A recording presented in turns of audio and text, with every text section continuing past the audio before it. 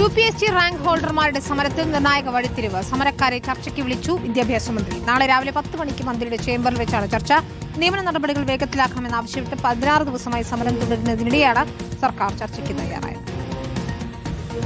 UPSC rank ഹോൾഡർമാരുടെ സമരം 16 ദിവസത്തിലേക്ക് കടന്നതിന് പിന്നാലെയാണ് സർക്കാർ ചർച്ചയ്ക്ക് വിളിച്ചത്. തങ്ങളെ ചർച്ചയ്ക്ക് വിളിക്കണമെന്നാവശ്യപ്പെട്ട് ഉദ്യോഗാർത്ഥികൾ നേരത്തെ തന്നെ ആവശ്യം ഉയർത്തിയിരുന്നു. ഇന്ന് വിദ്യാഭ്യാസ മന്ത്രിക്ക് നിവേദനവും നൽകി. ഇതിനു പിന്നാലെയാണ് നാളെ രാവിലെ 10 മണിക്ക് മന്ത്രിയുടെ ചേംബറിൽ ചർച്ച നടത്താമെന്ന് സർക്കാർ അറിയിച്ചത്. ഏകദേശം 8000-ഓളം പേരാണ് UPSC റാങ്ക് ലിസ്റ്റിലുള്ളത്. റാങ്ക് ലിസ്റ്റ് നിലവിൽ വന്ന് 10 മാസം പിന്നിട്ടിട്ടും 9 പേർക്ക് മാത്രമാണ് നിയമനം ലഭിച്ചതെന്നാണ് സമരക്കാരുടെ ആരോപണം. നാളെ 10 മണിക്ക് ഒരു ചർച്ച വെച്ചിട്ടുണ്ട്. എഡ്യൂക്കേഷൻ മിനിസ്റ്ററും അതുപോലെ DG ഉണ്ടായിരിക്കും. അപ്പോൾ അവരുടെ നേതൃത്വത്തിൽ ഒരു ചർച്ചയ്ക്ക് വിളിച്ചിട്ടുണ്ട്.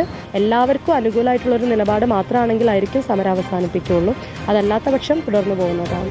നിയമന നടപടികൾ വേഗത്തിലാക്കണമെന്നും അർഹരായ മുഴുവൻ ഉദ്യോഗാർത്ഥികൾക്കും നിയമനം ഉറപ്പാക്കണമെന്നും ആവശ്യപ്പെട്ടാണ് റാങ്ക് ഹോൾഡർമാർ സമരം തുടരുന്നത്. കഴിഞ്ഞ ദിവസം LPSC റാങ്ക് ഹോൾഡർമാരുടെ സമരം സർക്കാർ ചർച്ചയിലൂടെ ഒത്തുതീർപ്പാക്കിയിരുന്നു. ഇതിന് പിന്നാലെ UPSC റാങ്ക് ഹോൾഡർമാരും സമരം ശക്തമാക്കിയിരുന്നു. റിപ്പോർട്ടർ, തിരുവനന്തപുരം.